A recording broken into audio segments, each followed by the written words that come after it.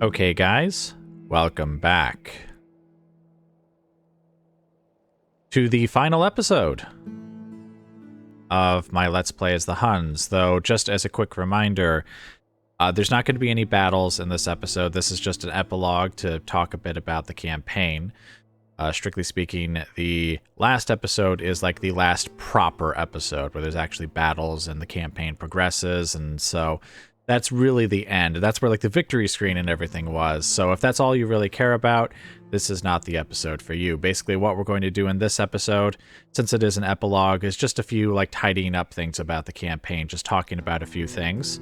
We're going to do a map reveal, for example. I'll talk a bit about my settlement management, my army compositions, and just go through the saves to see like the progress of the campaign as it progressed. Basically, a bunch of things that I don't really do during the actual Let's Play because I focus very heavily on the battles and only kind of touch on the campaign map as necessary, so I do a kind of broad overview in this epilogue here. But anyway, without further ado, let us go ahead and begin, and we're going to start with that map reveal.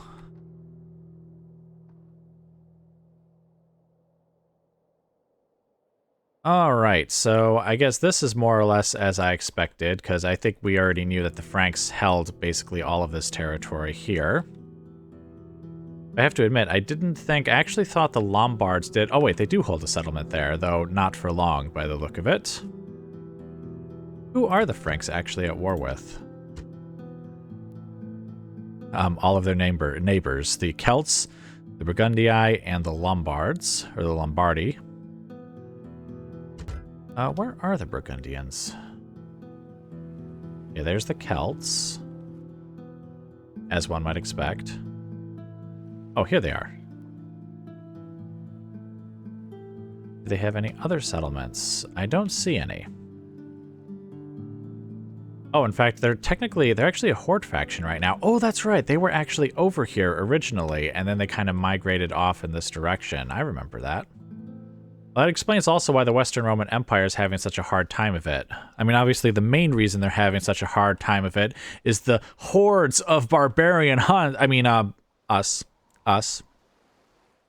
We've given them quite a thrashing and took a lot of their territory, but looks like they're not doing too well over here either.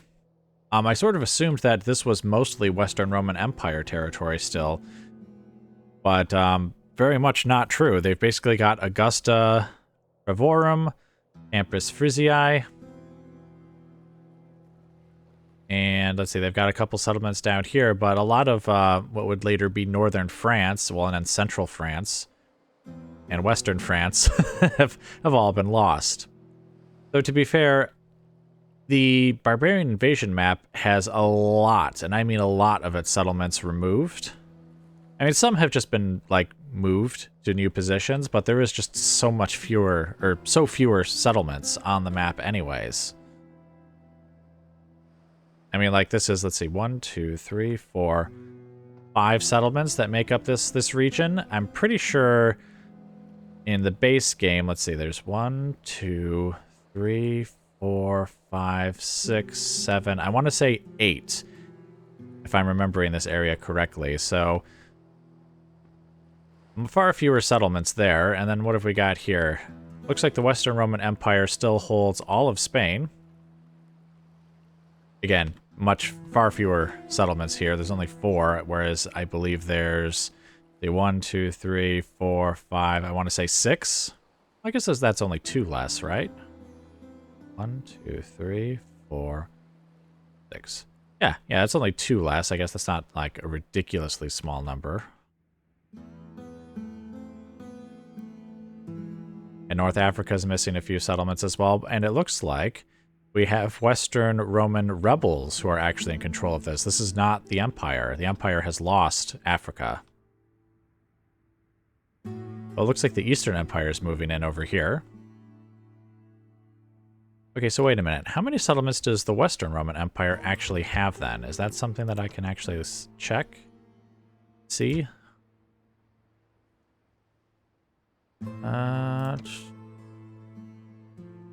Your faction. Wait, overall ranking, military, production, oh, territorial. Followed by... Oh. Custom selection. Let's pick the Western Roman Empire.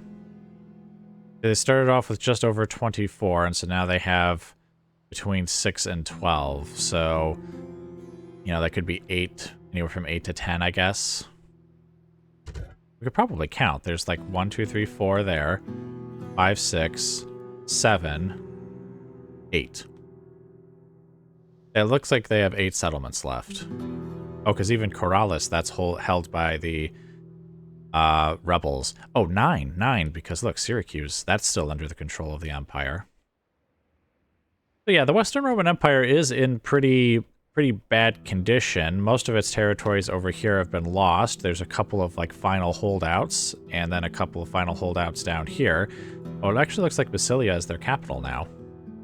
Of course, these ones are pretty close and actually border with Spain, so I would say that this is now basically the heartland of the Western Roman Empire. And they've got a couple of outposts up here, an outpost over there, and then, of course, Africa is held by rebels, and it looks like various barbarian factions are making inroads into France. Or, I guess, Gaul, as it would be known right now.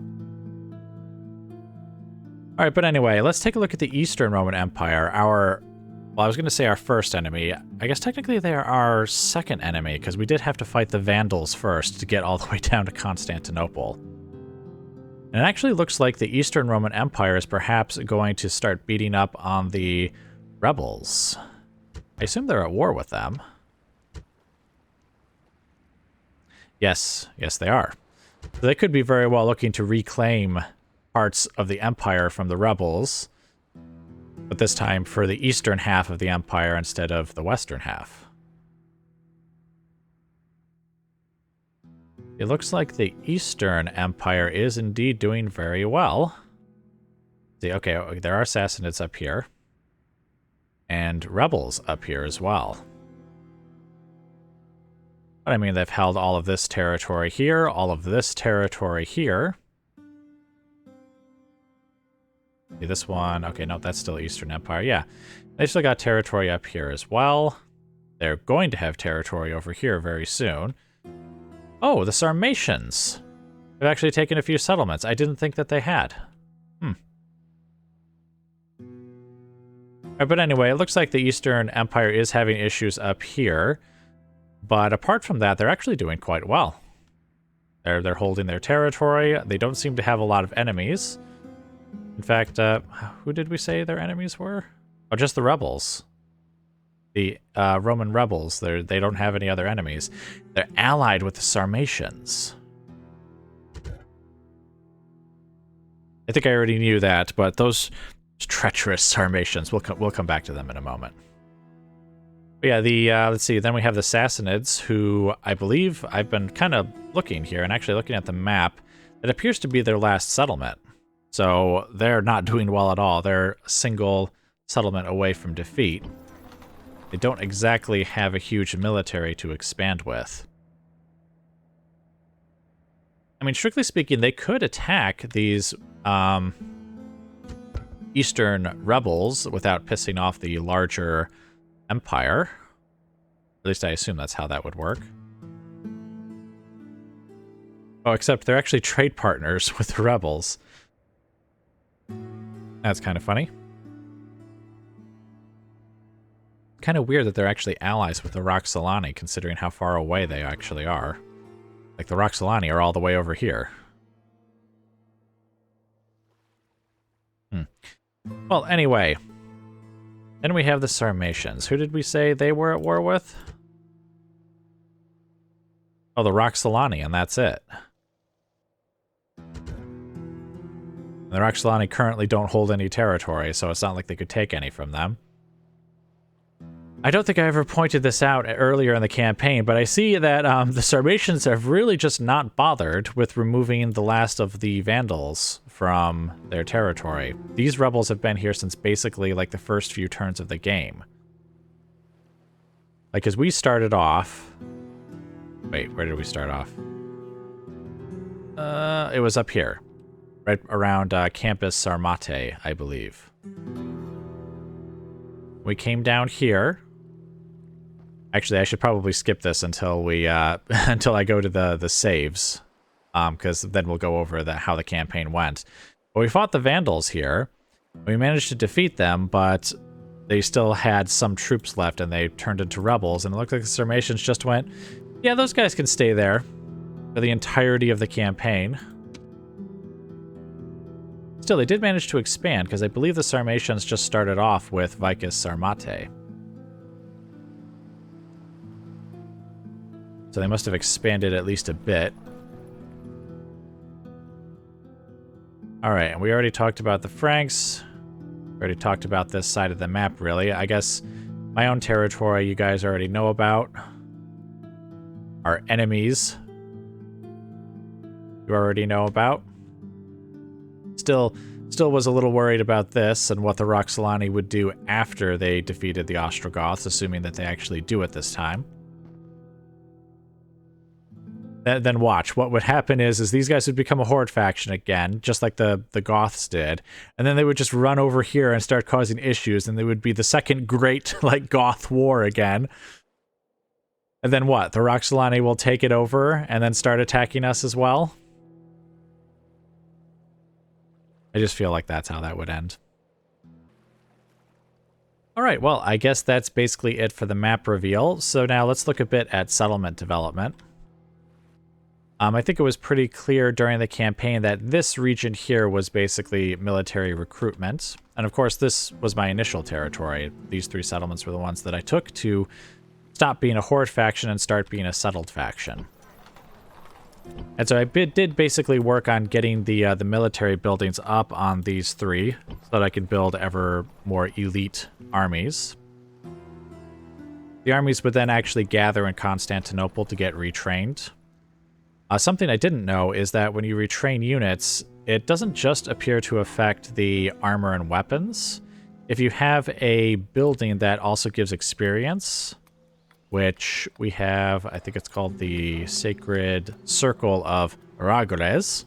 That's how I choose to pronounce that. You can see it gives 3 experience to troops that are trained here. Apparently the retraining adds that to them as well. That's pretty cool. I did not know that that was a thing. So anyway, I would gather them here in Constantinople, and then the armies would move out. Now, I could also turn probably this area into army recruitment, because Rome will soon have the Sacred Circle, and it already has the necessary blacksmiths for the armor and weapons.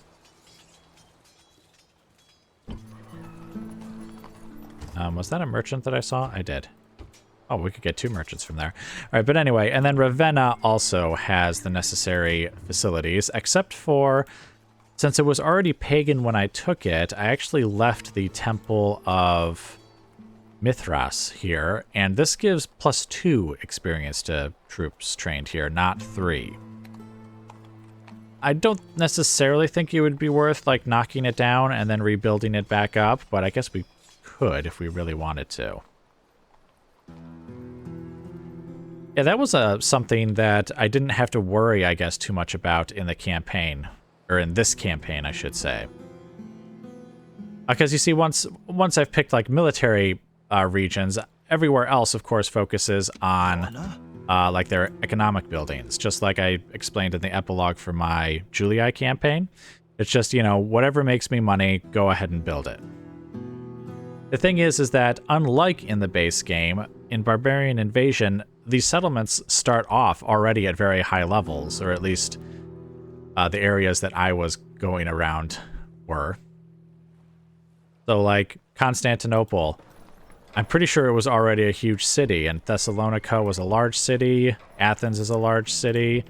Sirmium I don't think was a large city. That might have been a minor city to start. Rome is a huge city, so is Ravenna. Like, by the time I take these settlements, they're already quite heavily built up. So I don't necessarily have a lot of building to do. It kind of depends on the settlement. Also, I believe the Barbarian factions, like the Huns, actually have fewer options when it comes to building. So even if the Romans didn't build up something, that doesn't necessarily mean that I can. For example, Tarentum.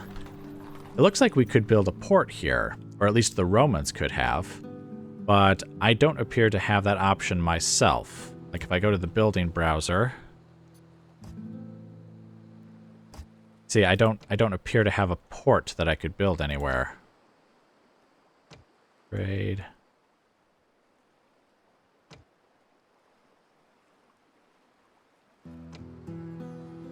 Yeah, you see, there's no port options, which also means, of course, that if the Romans don't build a port there, I can't get any trade and I can't get any ships. Not that the Huns have a great navy. Like if we go to, well, here, Salona. Your honor?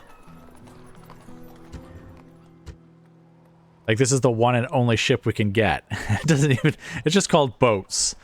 Just a bunch of boats.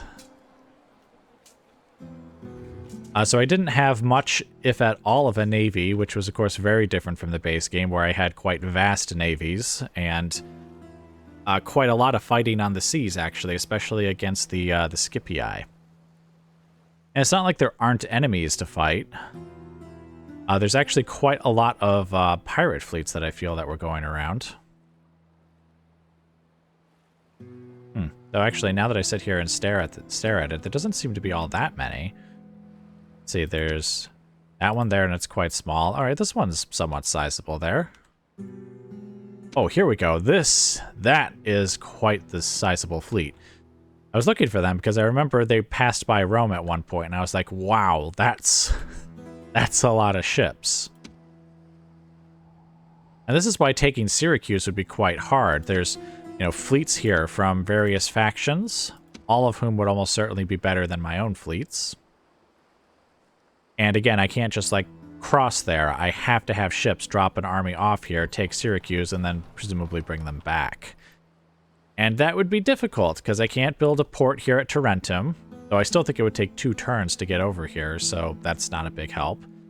I could, and indeed am trying, to build a fleet here, which actually I should probably not do the merchants there. But, even if I had, a full fleet of, 20 of these ships, I'm not sure they would necessarily win against a fleet like this, assuming, because if they have even mildly good ships, they probably beat our ships. See, can I see... Okay, pirate ships, 6 and 7. How does that compare to one of these? Oh, it's actually equal. 6 and 7. Huh. Maybe we would fare better against, pirates and rebels. Though probably not so much against the Roman fleets, but then the Roman fleets around here are quite tiny. So yeah, taking Syracuse would be a real pain. Oh, but anyway, what I was talking about was settlement development, though I think I've said everything that I was going to say. I mean, even, settlements up here, like Carnuntum was already a minor city. In fact, here we go, Augusta Vindelicorum. We finally found a settlement that is just, a large town. In fact, that could very well be the only settlement that I hold that isn't at the very least a minor city. And frankly, most of my settlements are large cities or huge cities. Yeah, I think this one started off as a town, but it definitely grew to a large city quite quickly. Alright, so that's it for settlements. Let's look at armies. That's probably not a good example, actually. Where is... Oh, but his army's all split up, so he's not a good example either. Well, you know what? We'll do Digi's army, I guess. It's more or less a good example. I'll actually move them out of the settlement. Just so that we could get a nice, good look at them. Oh, are we short? We're actually short 2 units here. Well, that's right, because I sent cavalry archers north. But anyway, this was, one of my basic armies. Basically, I would have 7 units of steppe spearmen. It is pretty standard of me to have 7 infantry units, just to kind of fill out the army. And, act as the front line. Because basically, my armies are split into, groups of 4, where, there's a unit type that takes up 4 slots, and then another type that takes up 4 slots, and then another type that takes up 4 slots. And that will leave me with 8. So 7 infantry units plus like the actual general, and that altogether would get me 20. So in this case, with the Huns armies, usually I like to have like, well, not just the Huns armies, with any of my armies in the Total War games, I tend to have like, let's say, one of those groups of 4 will be melee cavalry, and so that's what these guys are here. Now, this is quite a mix of different cavalry, and I think that's because Digi's army was actually one of the original armies. And so I just gave him like whatever cavalry I had available. But typically what I would want for the these non-elite armies, I guess, would be the Hun Lancers, and so I would have 4 of them. Then I would have the 7 infantry units, which are steppe spearmen. Bonus versus cavalry, they can do a skill thrum formation, and so they were pretty good in some of those field battles. Saw plenty of those throughout the campaign. Then we would have 4 of the Hunnic archer cavalry units. Again, they're missing 1, but that's because I sent him north. In fact, because this was like one of the original armies, the 4th cavalry archer unit was actually one of the like Hunnic elite archers. So I'm sending him north and then replacing it with Hunnic archers just so that it's a bit more uniform. And then we'll have Uldilla's army. He's actually getting Hunnic elite archers, so his unit was going to join him, or that unit was going to join him instead. But anyway, that's neither here nor there. So 4 melee cavalry made up of what would typically be Hun Lancers anyways, 7 steppe spearmen, 4 Hunnic archers, and then 4 steppe swordsmen. Now, the steppe swordsmen are actually pretty comparable, to be honest, to the spearmen, except they can't do skill thrum, and they don't have a bonus versus cavalry, but they can sap. I don't think that's actually all that useful, but basically I would bring them along because I typically can build 4 siege towers in a single turn. I usually only besiege a settlement for a single turn, assuming that I intend to assault it. Sometimes with a settlement, I think I do just have to like siege them out, though I don't know that I've done that this campaign. I definitely had to do it in Medieval 2, my English campaign that's going on at the same time, but I don't think I had to do that at any point here. I actually did siege Rome for a while, but that was just waiting for Tuldilla's army to come and actually do the attack. That wasn't because I had no intention of attacking at all. But anyway, so these 4 would be the ones that would go up on the walls where there's no cavalry to fight anyways, so that like bonus versus cavalry wouldn't help for the steppe spearmen, and where you can't do a skill thrum formation either. So even though they're only slightly better than the steppe spearmen, they are strictly speaking better for that specific task of like fighting up on the walls. And of course, in a field battle, it's not like they couldn't help. Basically, like if a steppe spearman unit was like in trouble, the steppe swordsman would kind of be just behind them, like waiting to like deploy to a specific part of the line, maybe to help out if needed. And so that's how, I guess, my original kind of standard armies would look. Now for the elite armies, and of course, once again, it's kind of broken up a bit because I've moved troops out. We would have 4 units of the Hunnic heavy cavalry, instead. And these guys would basically be used in place of the Lancers. So let's see, 15 and 27, 9 and 22. So you see they're basically quite a bit better, with the exception of, I think, their charge bonus. Let's see, these guys have 10, and I believe the Hunnic heavy cavalry did not have nearly as good. Yeah, you see, almost half. But I still thought the Hunnic heavy cavalry were still just generally better. Because, I mean, having, a good charge bonus is great and all, but I would also need them to fight at times in, like, settlement battles. I would need them to, fight in prolonged battles, sometimes even in the field. And to be honest, as long as you can get, like, a flanking charge or a charge from the rear, this charge bonus is still sufficient. It's not like they couldn't do the job that the Hunnic Lancers could do, even if they couldn't do it quite as well. And they could do all the other tasks way better, like actually fighting in a more prolonged melee. Does it mean 15 and 27? I think their defense is only slightly better. Well, it's five better. But then they have way better attack. So that's definitely puts them above the Hunnic Lancers, or the Hun Lancers. You know, why are the Lancers called just Hun Lancers? And the Heavy Cavalry are called Hunnic Heavy Cavalry? Why not just call them Hun Heavy Cavalry? Or why not call the Lancers Hunnic Lancers? Alright, well, anyway. It matters not. Now, for the 7 infantry units, we would have Steppe Heavy Spearmen, and these guys were just basically better than the Steppe Spearmen in every way, except for they can't do that Skilthrum formation.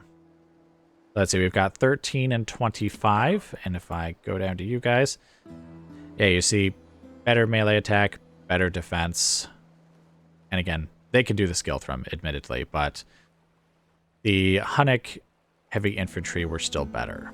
Yes. Or Heavy Spearmen, I should say, were better. Now, I think that also means, say, 13 and 25, they should be better than the Swordsmen as well. Actually, their attack is basically equal, though their defense is lower. So again, the Steppe Heavy Spearmen would be better, just because they would have better total defense, and also they would have a bonus versus cavalry, which the Swordsmen wouldn't. And that's why, in addition to replacing the 7 Steppe Spearmen with these Heavy Spearmen, I would also replace the Swordsmen as well. So typically I would have like my cavalry archers. Well, here, can we Orders, General. just grab cavalry archer just to be representative here. So I would have like the 7 Steppe Heavy Spearmen over here, and those would be the ones who would actually act as the battle line in a battle. Like a field battle, I should say. And they would be the ones who would charge through the walls, or through the gates as well, once we had taken the walls in the settlement. And then there would be 4 additional ones on the end. They replaced the swordsmen, and they would do the job of going up the siege towers and basically doing anything the Steppe swordsmen would normally have done. As for cavalry archers, basically we did have just Hunnic archers, even in our elite armies. Just because it took me a while to get the building for the Hunnic elite warriors. So even though Puldilla here has had an elite army for a while now, he's actually only just now going to get his Hunnic elite warriors right here at the end of the campaign. So if we were to pick up this campaign again and continue onward, he would finally have, like, I guess, a full roster of elite units. Something that I considered doing, and perhaps I even should have, was to try and like supplement my own infantry forces with various mercenaries. Because there are some really powerful mercenaries throughout these regions here. In fact, I don't think I have many generals running around who can show this off. Yeah, these are not the Roman kind. Let's see, where's... General, move out. Yeah, you see how there's mercenary veterani, or basically like the Comitaten says. And there are these Bosphorus mercenaries who are all like really good, really expensive, but like they're really good infantry units. And so I could have used those to kind of supplement my Hunnic Heavy Spearmen, especially if I gave them all the same upgrades. I think technically in their current state, let's see, 14... Whoops. Oh, actually, it probably is this unit. So like 14 and 26, you see they have an extra experience point. That's why it's slightly different. So like 14 and 26, and how much do these guys have? Yeah, you see 8 and 25. And then 9 and 22. So like on paper, they're not as good, but we could get them, you know, send them to Constantinople, get some upgrades, and then like send them with the army. And I did consider that. But it was just so expensive. I mean, look at 442 for the mercenary veterani, just, you know, to upkeep. Whereas the Steppe Heavy Spearmen, like 189. Actually, that seems even less than I thought it would be. No, it does say 189. So yeah, that's kind of why I didn't do it. I did have some of them. In fact, let's see, wait a minute. I think the backup army under Elac with a K. Yeah, he has like one of the Bosphorian mercenary units, though they're also not nearly as expensive. And actually, they're still a really good unit too, and even without like having all of the upgrades, you see they don't have all of the armor and sword upgrades, or even all the experience that I think we could add to them as well. That would be like a really good unit. And I think we could get some of the mercenary veterani in a bunch of different places. Okay, see there's more mercenary veterani down here. And since they're like the Komita 10 says, we could also use them to kind of supplement our forces, assuming we were willing to eat the costs of them. But I didn't do that. I didn't do that. Just something that maybe I should consider in a future campaign, or if maybe I picked up this campaign again, maybe grab some mercenaries and use them to, well, ironically enough, take out their own country, basically. It is kind of what we did in the base game when we played as the Julii, because we had backup armies basically consisting of various barbarian mercenaries, and they would basically hold the settlements that the regular Roman armies would take. You know, providing garrisons, sometimes fighting small battles, or even taking like very, you know, poorly defended settlements. And it was like, you know, you're taking out your own people, you know, helping to get them conquered by Romans, thus ensuring that your own way of life basically goes by the wayside. Then again, I guess they are mercenaries, so I guess as long as the coin is good enough. And maybe the veterani are basically just of the same mindset. But anyway, that should take care of the army compositions. Because basically it was just those two kinds of armies that I would have. Just a couple of quirks about some of the battles that we fought. I think some people might look at some of the things that I did and wonder why the heck I did it. I explained this, I think, in the epilogue for my Julii campaign, but basically, first off, I don't do auto-resolves. To be honest, the battles are the best part of the Total War series, in my opinion. And just because a battle is small, that doesn't mean I wouldn't necessarily enjoy it. Assuming that, you know, victory is basically assured, like I have 20 units, they have, let's say, 3, I would still enjoy trying to figure out, like, how exactly I could, you know, kill off those 3 units while taking, like, the most minimum amount of casualties, or just, you know, trying to have fun with it anyways. Or, of course, if we were fighting a small battle, but maybe both of our forces were somewhat small. Again, not having my regular armies with me and trying to think of how I could use, like, a much smaller force to, you know, still win the battle anyways, even though it doesn't have, like, my regular troop compositions. I basically just don't like the auto-resolves, okay? And I do very much enjoy even, like, the small battles, the ones that are basically, like, a foregone conclusion. So, like, with some of these settlements, I think, actually, it might have been Tarentum. Yeah, I think it was Tarentum, where the garrison was basically a single archer unit. And I think most people would look at that versus, you know, this army here and go, you know what, I'm just going to click auto-resolve. And, you know, that's fine. You know, I don't care, obviously, if other people do it. But at the same time, like I want to actually see the fight go down. Even if it's, again, like a really small one. And, of course, it doesn't take very long. To be clear on something, I don't have any objection to, like, speeding up a battle, like using, like, triple speed or double speed. And so, like, that sort of battle takes, like, just a few minutes. Just, you know, have the siege towers go up to the walls, especially in places where, you know, there aren't any defenders or any towers that can shoot at my guys. Just have them run around and take some gates. I mean, it doesn't take very long, and I still get at least a little bit of enjoyment out of it. Like, maybe if it took absolutely forever, you know, for the battle to end, then I would be more inclined to do an auto-resolve. But I never do auto-resolves just for that reason. Just because I enjoy them, and again, even the small battles, and it doesn't actually take very long anyways, so that's why I do that. Now, of course, you guys don't need to see most of that, so that's why I think even for the Battle of Tarentum, once I actually get to editing that footage, you'll probably just see the very end of it, where basically our units are already basically at the center of the settlement. They just need to kill off the archer unit. It's just a few minutes. Another thing that I do is I fight battles to the very end. So, like, once the victory screen comes up and it says, all right, you won the battle. Do you want to end it here or do you want to continue? I just automatically hit continue, like, every single time. I do consider, like, mopping up the enemy after you've technically, like, already won to basically be, like part of the battle and part of the fun. Again, not because, like, it'll really necessarily change too much of, like the result of the battle. Obviously, you've already won at that point.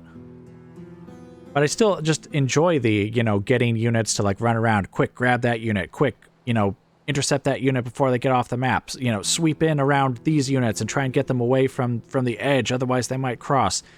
Like, I consider that to be an enjoyable part of the battle. Almost as much, well, okay, maybe not quite as much as the actual, battle where, the enemy's still fighting back and you have to use some tactics to win.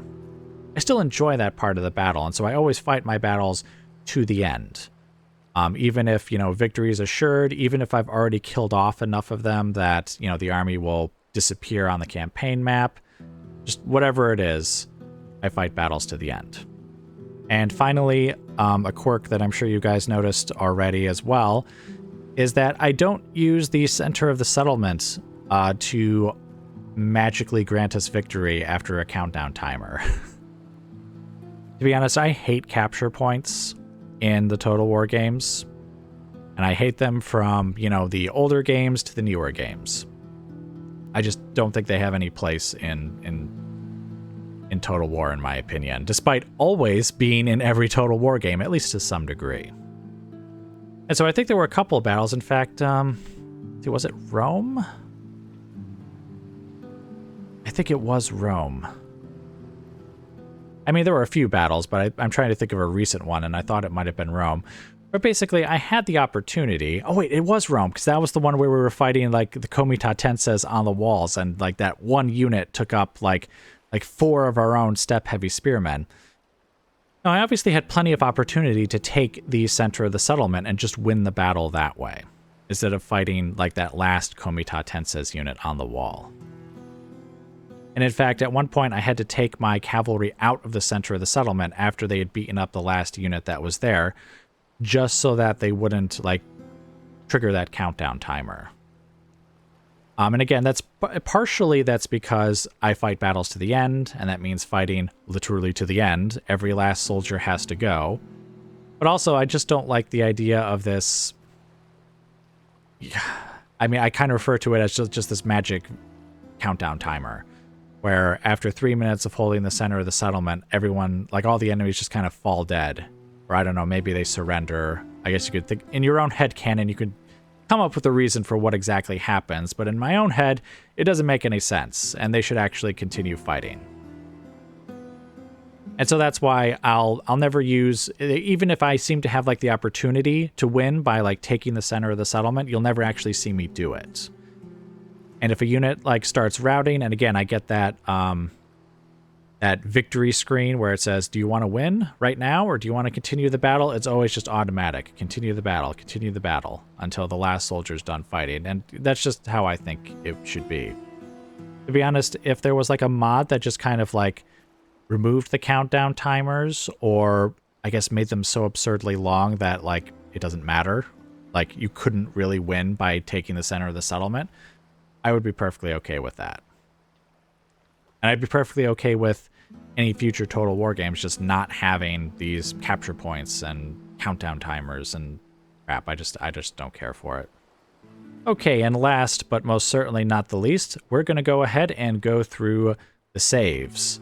Because another thing that I do is when I go to save a game, as you can see, I don't just overwrite any existing saves. I basically start a new save with the current date. So the very first time I picked up this campaign was on, September the 16th. And the last time the battle basically, or the campaign ended on the 24th. So yes, the day before Christmas. In fact, I'm recording this epilogue on Christmas Day. So, well, Merry Christmas. But you'll see this epilogue long after Christmas comes out. So a very merry belated Christmas to all of you. So anyway, let's go ahead and go to load game, and we'll just load up the original save. And we won't do every single one of these, obviously. We'll just kind of maybe skip every other one. And we'll just take a look at how the campaign map looked, basically at that point in time, and we'll also toggle the fog of war. All right, so here we are, right at the very beginning of the game. In fact, General. this is quite literally the beginning, in the sense that I haven't... See, on the very first turn, I actually switched which troops were in which armies here. And I see that this is a save that I made before I even did any of that. Yes. Which makes sense, because these saves occur basically right at the beginning of the game session. So yeah, this is quite literally the beginning. So let's take a look and see how the rest of the world looks right now.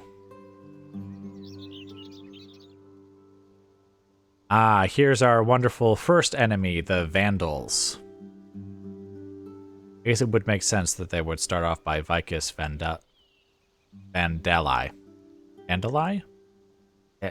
Vandali? Whatever. That one there. And of course we, since we know what happens in the future, we know that they're going to travel south, just like us. We're going to meet at the great battle of Vicus Sarmate. I have to admit the Sarmatians do not start off in a particularly good position. Oh, that's right. The Roxolani start out here. Okay, but at the end of the campaign, the Sarmatians actually hold this territory. Does that mean the Sarmatians actually won? Like, beat them up, and so then they become a horde faction, right? And so then they must have traveled all the way over... Well, not that far. Over to here. Because remember, they end the campaign basically besieging Campus Yazgez. Okay, yeah, I guess I'm sure that I knew at the beginning that that's where they were, but I forgot that that's where they started off. All right, so then we've just got rebel settlements, and then we have the Sassanid Empire. They actually start off with a decent bit of territory. We definitely know that at the end of the campaign they're not doing too well, considering all they have left is Fraspa? Or Fraspa? Whatever that one's called. Let's see, the Eastern Roman Empire. Yes, they did have some, territory over here. Territory that would soon be ours, but I guess apart from this territory here, I think they did pretty well, because, let's see, they started off with all this territory, and they took some of this territory all the way up to here. The Sassanids hold Fraspa, and I think there were a couple of Eastern Roman Empire rebel settlements, but they'll probably end up taking them back eventually. Or the Sassanids will take them. But then they hold all this territory down here, all this territory over here. They hold Leptius Magna, and they were sending another force towards Carthage. I guess they didn't do necessarily as well as I thought then.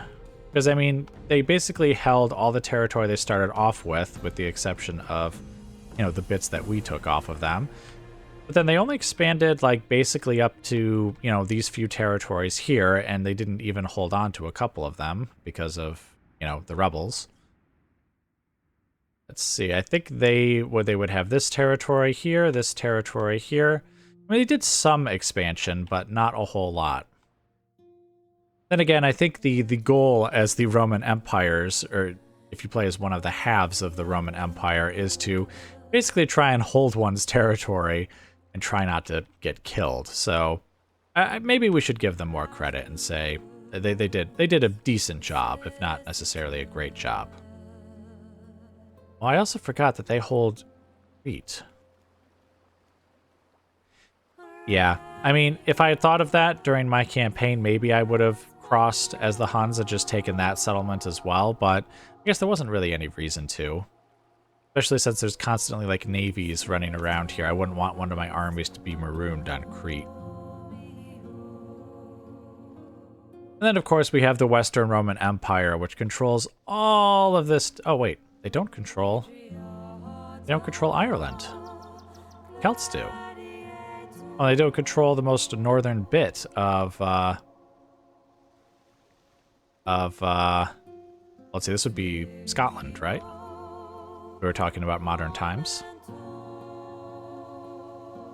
Okay, well that's kind of interesting. I actually thought the Celts were like an emergent faction or something, but no, it looks like they basically just swooped down and took this territory from the Western Roman Empire, and then they took Samaro Braiva. So yeah, I guess that's where they came from. Let's see. Oh, the Saxons. They must have been eliminated at some point, because they definitely weren't a faction that was still around anymore. Then we have the Burgundii. So this territory is under the control of the Franks in our game, and I think we saw that their Horde faction had made it all the way over to here, to Burdigala, is how I choose to pronounce that. They were probably defeated by the Franks. Now, that's kind of interesting, though. It seems like if you defeat, well, not you, but if an AI faction that can turn into a horde gets defeated, they never seem to, like, stick around and try to fight their old enemies. They always seem to leave. So the Burgundians went from, you know, here all the way over here. The Roxolani went from here all the way over here. Actually, the Goths, when they became a horde faction, to be honest, they probably would have gone pretty far, but obviously we kind of stopped them here. But then, like the you know, the little remains, you know, they just kind of went all the way over here. And I don't know what they were exactly thinking of they were going to do with just 4 units remaining, but you get what I mean. It looks like, I don't know if that's like deliberately programmed into the AI. Like, hey, if you become a horde faction, just ignore all of your current enemies, go really far away, and settle there. Because, I mean, obviously the Burgundians didn't actually, like, try and fight the Franks, or it doesn't seem like they did. Maybe they did, like, fight some battles with the Franks as they were heading, you know, west to eventually get over here. But anyway, so the Saxons were defeated, the Burgundians were not. The Lombards did lose their settlement there, I think, to the Franks. In fact, I think Campus Quadi is their last settlement in the at the end of the campaign. They kind of got booted out of their stuff, too. Okay, but yeah, I guess that's how the campaign map looks at the start. So now let's go to, let's see. We'll skip that one. I guess I must have done some recording the very next day, but I don't think we got too far. So let's skip one and go to the next one and see how far forward things have advanced. Okay, so really quickly, this actually is not the save from the 24th. It is actually the save from the 17th. The reason I've switched to the 17th is because the 24th actually is a fair bit forward. So I guess I just got a lot done in these few sessions here. But basically, you could see how we started off up here, and we came down here to Vicus Sarmate. And actually, why don't we go ahead and toggle the Fog of War. And this is just after we beat the Vandals, so here's what's left of their armies basically turned into rebels. So we actually fought a few battles here, and as you can see, we have the Elac with a K's army, his initial army anyways, moving down south. And we haven't taken like any settlements yet. Yes, this is when we saved those ungrateful Sarmatian barbarians from Vandal barbarians. And what did they give us? They were a pain in the butt throughout the campaign. I mean, not really a pain. They were finicky, unreliable. You know, they would want to be allies one turn, and then the next turn, they're not allies anymore. In fact, towards the end of the campaign, I think it was like within the last like 2 turns, or, you know, I want to say the last maybe 2 to 5 turns, they actually asked for an alliance again twice, and I was like, nope, absolutely not. There will be no alliances with you guys. You guys break alliances far too easily. And after all we did for you here, because, I mean, we didn't gain anything. And I mean anything from these battles. We didn't gain settlements. We took casualties that we couldn't replace because we, again, have no settlements to retrain units in. And actually, these are all mostly like horde units anyways, so even if they gain experience, like, it doesn't matter because they're going to get disbanded as we take settlements. So we gained nothing, absolutely nothing, except weakened armies to go and take from the Eastern Empire. Very, very annoying. All right, but anyway, has anything of interest, anything of note occurred? It looks like the Western Roman Empire is already at war with the Alemanni. Well, that's interesting. The Alemanni, you remember, are our protectorate, and they finished the game in control of Colonia Agrippina. But it looks like they actually ended up losing their homeland to the Romans. Well, I guess that makes sense, because the name is Vicus Alemanni, and these guys are the Alemanni, so it would make sense that this is actually their homeland here. I wonder if what ended up happening is... I mean, it looks like they'll successfully win and take this settlement here, and then this settlement is undefended for some reason, so maybe they took that one too. And then, of course, the Empire took their homeland, plus they must have taken Augusta Trevorum back at one point, just leaving them with Colonia Agrippina. All right, let's see. Celts are gathering their forces up there. Everything is still looking, you know, pretty good here in the Western Roman Empire. Oh, except for, looks like Leptis Magna has now become rebel. Oh, the Berbers. Huh, I don't remember them being a faction, but I assume they got killed by the Western Roman Empire. We've got Tingi over here. We have a admittedly small force over here heading to Carthage, but then Carthage doesn't really have a big garrison either. Okay, and I assume the Eastern Empire hasn't done too much. Sassanids probably haven't either, probably just heading towards some of those initial, like, rebel settlements that are close by. Roxolani. Oh, the Roxolani actually went back and took Vicus Sarmate. Ah, which means that must be another settlement that the Sarmatians must have taken off of them.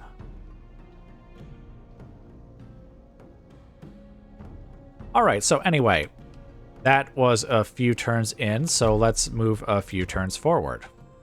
Alright, so now we just loaded the save from the 24th, and this is where we were going to go originally, and you can see why I decided to go back to the 17th. Because we actually have skipped forward a fair bit. Our armies were around here. Oh, why don't we toggle the fog of war again? Oh. Oh. Oh. Things have occurred up here. Okay, but first we'll talk about ourselves, then we'll talk about that. So our armies were up here, and we traveled south. We've taken Constantinople, Thessalonica, and Athens at this point. So war is in full swing, of course, with the Eastern Empire. Looks like we have one of our armies is heading towards Sirmium. Well, I say one of our armies. This is probably our only army at this point. And yes, this is Digis. Well, Digis the First, the original, the one who died like around here at the very end of the campaign, which is unfortunate. He very nearly lived to see the end. But he's leading his army over to Sirmium right now. And this is all the territory we have. So at this point, we are now a settled faction. There are, we have no horde units or anything. All right, so now taking a look at the Goths, they've of course taken Campus Yazges. Let's see, the Lombards have actually conquered a bit, but they're now being attacked by the Burgundians. The Franks have taken some territory, and actually, are the Saxons dead? Looks like they are. Let's see, Saxons. Yep, I don't see them on the list, so they have actually been eliminated. Oh, and we have the Romano-British. Oh, but we'll get to them in a minute. So yeah, it looks like the Romans have taken the Alemanni homeland, but it looks like the Alemanni at this point managed to take Colonia Agrippina. And it looks like they're trying to take Augusta Trevorum, which they actually have some decent forces here. They probably will win that. Though we know that the Romans must have taken it back at some point, even if the Alemanni did win. Yes, the Franks are doing pretty well. The Lombards seem to be doing pretty well. The Celts have taken almost all of the British Isles. Now, the Romano-British are not a faction that starts off at the beginning of the game, because we didn't see them before, so they must have emerged, like maybe as a sort of Roman rebel faction. I mean, they're not going to live for very long, because it looks like the Celts are just going to eliminate them, but good to know that that's how they came about. Okay, Roman territory appears to be safe. Or Western Roman Empire territory appears to be safe throughout this part of the empire anyways. Of course, everything is looking good over here as well. Berbers. Oh, they must have lost the battle for Carthage, I guess, because I don't see their forces anywhere around here. Though, with that being said, this is actually Western Roman rebels, so it looks like the Western Roman Empire has started coming apart. I'm pretty sure this is a rebel settlement until the end of the game, and it's not like there's any Roman forces around here that could have like taken it back in the meantime. So they probably just lost Carthage near the beginning and then never got it back. And yes, this is also rebel, so yeah, it looks like the Western Roman Empire is still mostly intact, but they did lose their holdings in Africa. Okay, the Eastern Empire is, holding things together. Looks like they've had some rebels of their own. Very much so, and it looks like they must be at war with the Sassanids right now, because it looks like they're taking territory away from them. Let's see, Eastern. Yes, that is exactly what is happening. But again, the rebels seem to be giving them quite some issues. Looks like the Sassanids were actually trying to expand as well. Which actually makes sense now that I think about it, because I believe this rebel settlement actually tried to flip to our side like twice. Like it would rebel against the Sassanids and then join us. And so then I would immediately disband all the troops and put the tax rate as high as it could go so it would rebel again and not be part of our territory. Because I didn't want to have a fight with the Sassanids while I was having a fight with the Eastern Roman Empire. Alright, so then we have the Roxolani. They've lost their homeland, but they still have Campus Sarmate. And here, now we come to the interesting bit that we saw at the beginning here. It looks like the Lombards actually managed to just come all the way over here and besiege Campus Sarmate. I assume they don't take it, because the Sarmatians still hold it, but it's interesting that they came all the way over here. Actually, the Sarmatians are in quite a pinch, because there's a real possibility, at least at this time, that they could have lost that settlement. It looks like they were going to lose this settlement too, or at least there was a chance of it. Forces actually look pretty even, to be honest. But I assume they actually end up winning both of those battles. And now, of course, we're back to ourselves again. So, let's go ahead and fast forward it again. Okay, so we skipped a couple of saves forward this time. Let's toggle that fog of war there. Now, I have to admit, I don't seem to have made as much advances as I thought I did, considering that I've skipped forward like a couple of saves this time, 2 or 3. Then again, I seem to remember at the beginning there we were fighting quite defensively. Constantinople has definitely had a couple of fights. In fact, we've actually taken our fight to the Goths. In fact, this must be... Yeah, you see, they're our ally now. This was after a couple of wars with the Goths. and after we've actually made a few more armies. We've definitely had peace with the Eastern Roman Empire after we took Sirmium, and the war with the Western Roman Empire is in full swing. In fact, this must be after their initial invasion of our lands, because this here is like the remnants of the two armies that had originally come here. And both were defeated by our favorite general, Digis.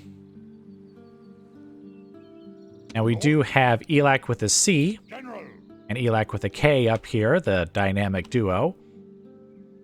They were the ones who finished off the war with the Goths, and so they're going to be heading in this direction, taking the fight to the Western Roman Empire after their unfounded invasion of our lands. And of course, after we've already beaten up the Goths. Yes, that was very annoying, because they actually invaded like twice, I think. Or was it even 3 times? I think it was twice that actually resulted in battles. Because I think there was a time where they did send troops down here, realized that we had troops of our own, and then I think they went back. So 3 invasions, only 2 of which actually ended up in battle. But of course, we took their homeland, which I actually didn't realize this was their homeland when I took it. But I guess that kind of makes sense. Because even now, at this early stage of the game, it's actually a large city, which is quite impressive. And of course, we didn't finish them off because I was afraid of them becoming a horde faction, just becoming a real problem for us. Which it turns out... that is exactly what would happen. Turns out that me being careful and just kind of leaving them to their own devices did not prevent that from happening at all. Alright, but anyway, that's us. So let's take a look. Actually, let's start over here and we'll come back around to that section. So the Lombards are still in control of their territory here. The Franks have, at this point, apparently defeated the Burgundians. And you see, yes, they formed their horde faction and just said, nope, we're not fighting the Franks anymore, and they just started heading west. The Celts have completed their conquest of the British Isles and have now moved into, well, I guess have started moving into northern France. I believe at the end of the campaign they did hold Samaro Braiva, so they'll definitely take that off of the Western Roman Empire. Yes, and it looks like the Alemanni either failed to take Augusta Trevorum or the Western Roman Empire was able to kind of hold them off. So this is where they'll end the game, and this is probably basically the same forces that they held at the end of the game. They're not actually at war with, like, the Burgundians, I assume. Oops, Burgundians. Yeah, okay, so they're at war with the Lombards, the Franks, the Western Roman Empire, but not the Alemanni. Alright, everything else is looking good for the Western Roman Empire anyways. No more rebel settlements by the look of it.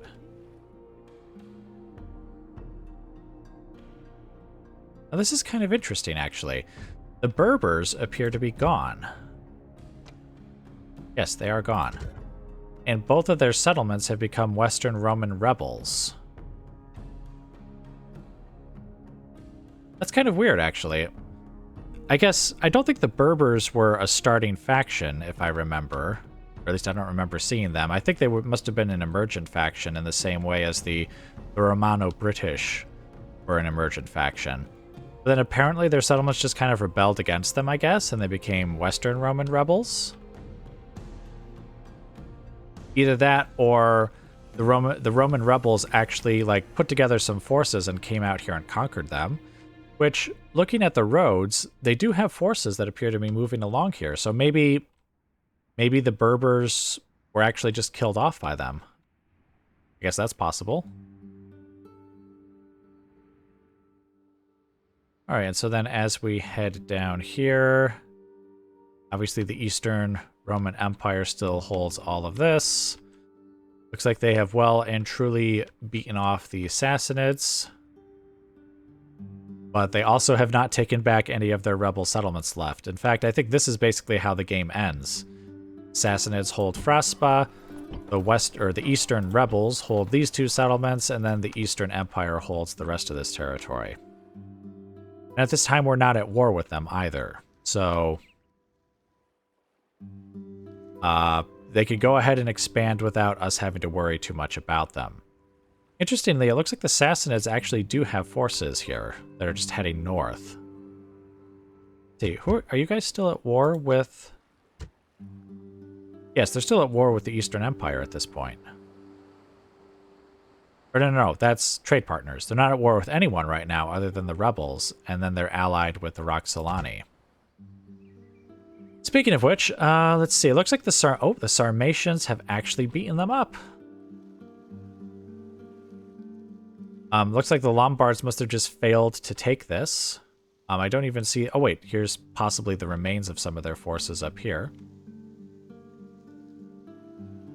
And of course, again, they took all this from the Roxolani, and so they've become a horde faction, and we know what happens to them. They end up going along here and coming all the way down to Campus Yazgez. Looks like the Franks were fighting the Sarmatians as well, but again, they must end up losing this battle. Either that or the Sarmatians come back and take it from them. Alright, and then we're back here to ourselves again. So, let's go ahead and skip forward once more. Alright, so now, having skipped forward again, looks like we have begun our advance into Western Roman Empire territory. We've taken Salona, and Digi has come all the way over to Mediolanum to start our conquest of northern Italy. Well, of Italy as a whole, I should say. We've taken a Quincum. Let's see, this must be Elac with a K and Elac with a C's military forces. And this is where we ran into some issues because, of course, the Goths lost their one settlement. It rebelled, and so another emergent faction, the Ostrogoths, took over. And they moved into our territory here. Now, this is, I think, after... Yes, this is after this battle where Elac with a C holds the bridge. So we're going to have a couple more battles up here. Here's Toldilla with his... This is the first of, like, the elite armies that I made. And so here's where the final, like... Well, I guess not the final, but the... I guess the final real war with the Goths occur. So this is like the fourth invasion of theirs, I think, at this point. But this is the final invasion before they get, you know, crushed into a very small force, which we eventually crush ourselves much later on outside of Vicus Franci. All right, so anyway, that's the Goths, and I guess that's our own territory, territorial gains. So what has happened? Let's start up here. All right, so the Lombards actually seem to still have, you know, a fair bit of territory here. I assume they lose it to the Franks, and it looks like the Franks are gathering forces here. This actually looks like a pretty fair fight at the moment between the Franks and the Lombards. I think the Franks have more settlements and more forces, but not insurmountably so. But we do know that the Franks win that one in the end. There's been no changes over here. The Burgundians have begun moving into the Western Roman Empire's territory, and it looks like the Celts are going to be taking Samaro Briva. Let's see, no rebels over here, anything of note. I assume this territory is just going to be Western Roman rebel territory until the end of the campaign, because there's no other forces that could really take it from them. Eastern Empire is still in control of everything over here, except for these, you know, these rebel settlements, and of course the Sassanids with their one settlement there. Everything is still looking good and under control for them over here. Ah, okay, so it looks like the Sassanids are going to take that. Let's see, I assume, they're not at war anymore with the Eastern Empire. Right, they're not at war with anyone. Like, they're trading partners with both sides, the Eastern Empire and the rebels. Very mercenary of them, supporting both sides like that. Alright, and of course the Sarmatians still hold all of this territory. It looks like they actually did technically lose this territory, at least briefly. Considering that it's rebel at the moment, I assume that the Roxolani basically just sacked it and moved on. Which, let's see. Yeah, because they are indeed at war with Sarmatians, so they just said, you know what, while we're going to a new homeland, let's just burn that to the ground as we go by. Though interestingly enough, they seem to be heading further and further north, even though we know they end up down here, so I'm guessing they start traveling along here at some point.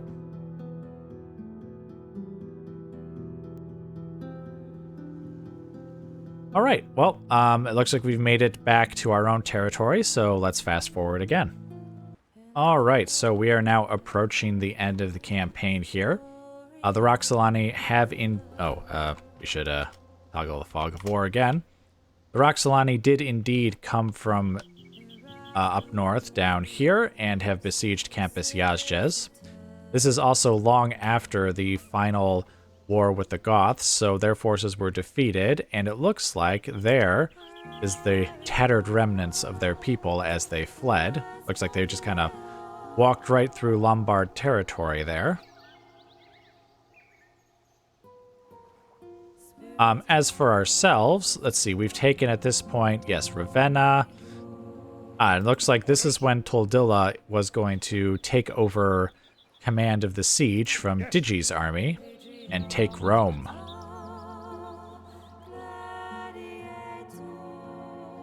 Alright, so let's see, that's it for us. Basically, we just kind of took more territory up here as well. In fact, here's Elac with the Sea's army. He's going to take, or start besieging at least, Augusta Vindelicorum. In fact, probably this very turn is when he was going to do it, because the only reason he was waiting there was so that the siege of Mediolanum could finish, and it's definitely finished at this point. Let's see, the Franks are certainly doing well.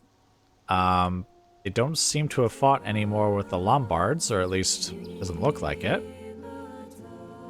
The Alemanni haven't moved.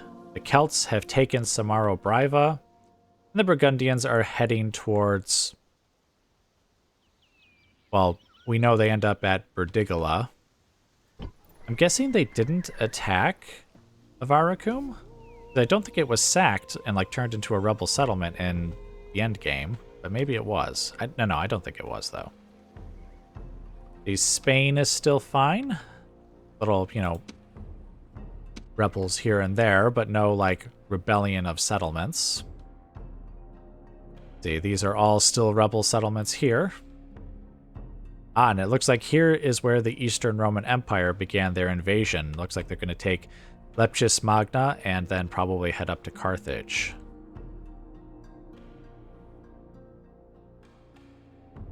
And yep, everything is still exactly as it was. Or more or less as it was. Certainly the settlements haven't changed. Okay, interestingly, where did the Sassanids go?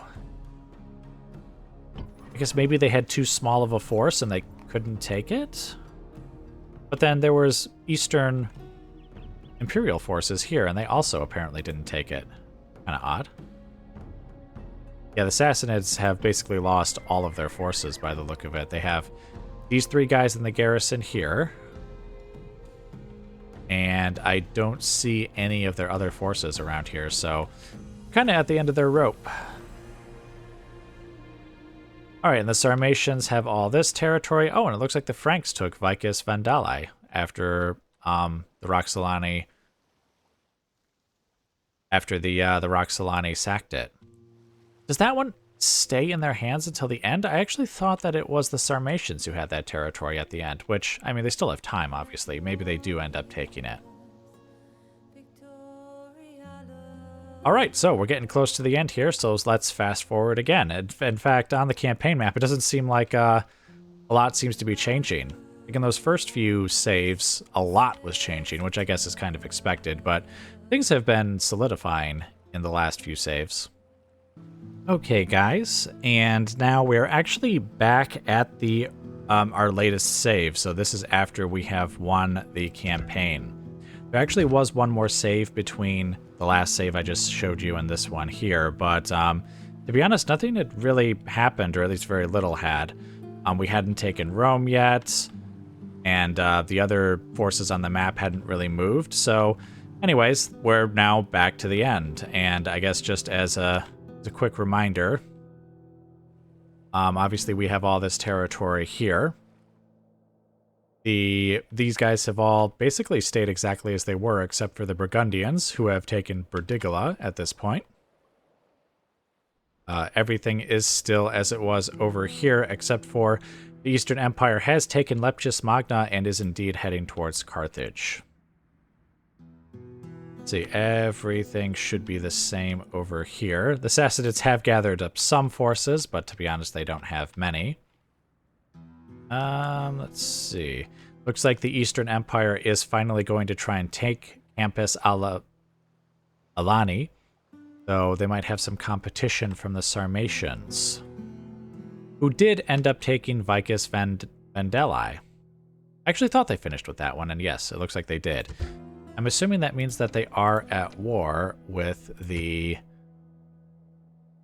Well, I thought they were at war with the Franks, but no, they must have gotten peace and gotten, like, trade. Either that or the settlement rebelled against the Franks and then the Sarmatians took it afterwards. Looks like the Franks are having difficulty, to be honest, holding some of these settlements. Of course, the Roxolani came back for round 2 against the Ostrogoths, and here, finally, the Franks started moving against the Lombards. I was actually waiting for this war to kick off as we were going through the saves, and it was just kind of, they just did nothing, and then suddenly, all at once, they just invaded and took Campus Marcomanni and besieged Campus Lombardi, and it looks like they'll probably win that fight. Well, I mean, they could, but I guess it's actually closer than I thought it was. Of course, the Lombards look like they're counterattacking, so they could very well attack the Franks, which, if we were to continue this campaign at some point in the future, we would have to hurry up and get Elac with a C out of there before we get unwittingly dragged into a war. Oh yeah, and it looks like the Celts are... it looks like they had a force dropped off here and then might be going to war with the Franks. Oh, they are at war with the Franks. Okay, well, the Franks are going to have quite a bit of difficulty then with the Lombards on one side and the Celts on the other. Let's see, they're not at war with the Empire. No, they are not. So, they should be fine. And right, everything is... Oh, so wait, this did become a rebel settlement. Ah, so the Burgundians did... they did sack it as they went through. I forgot about that. Alright, but anyway, that's it. That is the end of the campaign, so this is where everything finished up. And I'm afraid I don't have any more for you guys, so again, unless we pick up this campaign at some point in the future, this is the end. Just as a reminder, we do have an English campaign in Medieval 2 running right now, so you can go ahead and watch that if you like. And of course, in the future, once that campaign is finished, we'll introduce a couple more campaigns, because I do think I like the idea of running 2 campaigns at the same time rather than just one. Though at the same time, I don't like starting up like a second campaign while the first one is still running. I do think we should just play the English campaign all the way through to the end, and then we'll start up 2 campaigns together at the same time. I just feel like this was actually a pretty good format, and I kind of like it. It gives me a bit of variety when I'm playing the games too, because playing Medieval 2, one week, or maybe Barbarian Invasion the next, and it kind of makes things interesting for me, and I hope it makes things interesting for you guys as well as you watch them. But anyway, thank you very much for watching, and I hope I will see you in a future campaign.